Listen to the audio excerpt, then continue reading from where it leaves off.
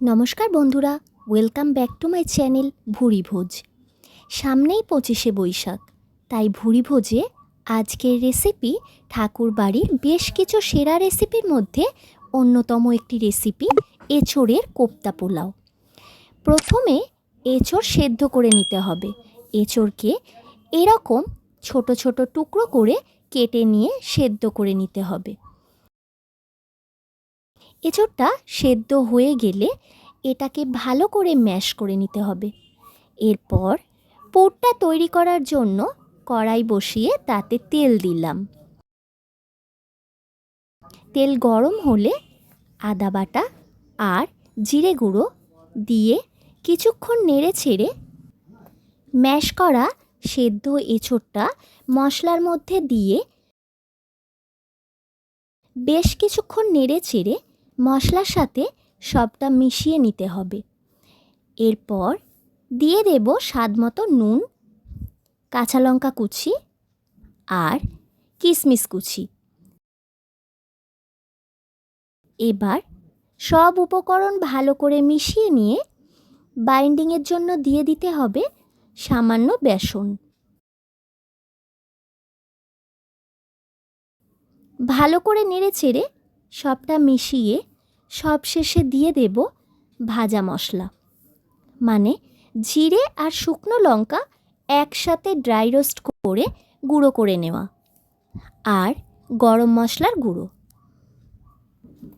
ব্যাস, সবটা মিশিয়ে নিলেই এঁচোড়ের পুর তৈরি। এখন এটা কড়াই থেকে নামিয়ে ঠান্ডা করে নিতে হবে।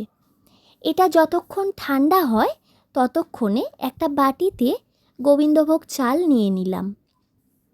চালটা প্রথমে খুব ভালো করে ধুয়ে নিতে হবে।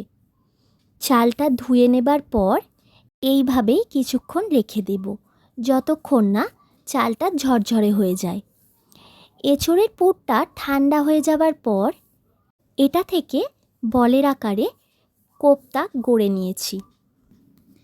কোপ্তাগুলো তৈরি করার সময় হাতের তালুতে অল্প করে তেল লাগিয়ে নেবেন, এতে পুর হাতে জড়ানোর সম্ভাবনা থাকবে না। এবার এই কোপ্তাগুলোকে একটু ডিপ ফ্রাই করে নিতে হবে। তার জন্য কড়াইতে তেল দিয়ে দিলাম। তেল গরম হলে একে একে তেলের মধ্যে কোপ্তাগুলো ছেড়ে দিতে হবে।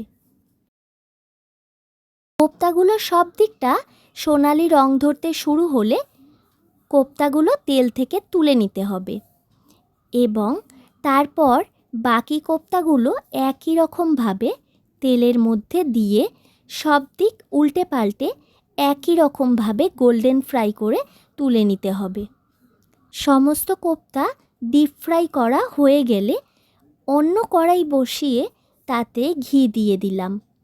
ঘিটা মেল্ট হয়ে গেলে একে একে দিয়ে দেব তেজপাতা, স্টার অ্যানিস, ছোট এলাচ, দারুচিনি আর লবঙ্গ। একটু নেড়ে চেড়ে জল ঝরিয়ে রাখা চালটা ঘিয়ের মধ্যে তুলে দেব। চালটা ঘিয়ের সাথে মিশিয়ে নিয়ে দিয়ে দেব কিশমিশ আর কাজু বাদাম। এরপর আবারও সবটা নাড়াচাড়া করতে হবে যতক্ষণ না চালটা একটু ট্রান্সপারেন্ট হয়ে আসে। চালটা ভাজা হয়ে এলে এর মধ্যে চালের দ্বিগুণ পরিমাণ জল দিয়ে দেব। তার সাথে দিয়ে দেব নুন আর হলুদ। এবার সবটা মিশিয়ে ঢাকা দিয়ে লো ফ্লেমে রান্নাটা হতে দিতে হবে। 15 মিনিট পর ঢাকা খুলে দিয়ে দিলাম দুটো চেরা কাঁচা লঙ্কা আর চিনি। এরপর সবটা একটু নিচ উপর করে ঢাকা দিয়ে আরও কিছুটা হতে দিলাম। 5 মিনিট পর ঢাকা খুলে দিয়ে দিলাম সামান্য শাহি গরম মশলার গুঁড়ো আর আরও কিছুটা ঘি। এবার সবটা মিশিয়ে উপর থেকে এঁচোড়ের কোপ্তাগুলো দিয়ে মিশিয়ে নিলেই তৈরি এঁচোড়ের কোপ্তা পোলাও। রেসিপিটা কিন্তু অসাধারণ টেস্টি খেতে হয়। তোমাদের সকলকে অবশ্যই একবার বানানোর অনুরোধ রইল। ভিডিওটা সম্পূর্ণ দেখার জন্য অনেক ধন্যবাদ। রেসিপিটা ভালো লাগলে অবশ্যই একটা লাইক করো আর অনেক অনেক শেয়ার করো চেনা জানা সকলের সাথে। আমার চ্যানেলে যদি তুমি নতুন বন্ধু হও তাহলে প্লিজ আমার চ্যানেলটা সাবস্ক্রাইব করে পাশের বেল আইকনটা প্রেস করার অনুরোধ রইল। সকলে সুস্থ থেকো, ভালো থেকো। আজ তাহলে এই পর্যন্তই। টাটা।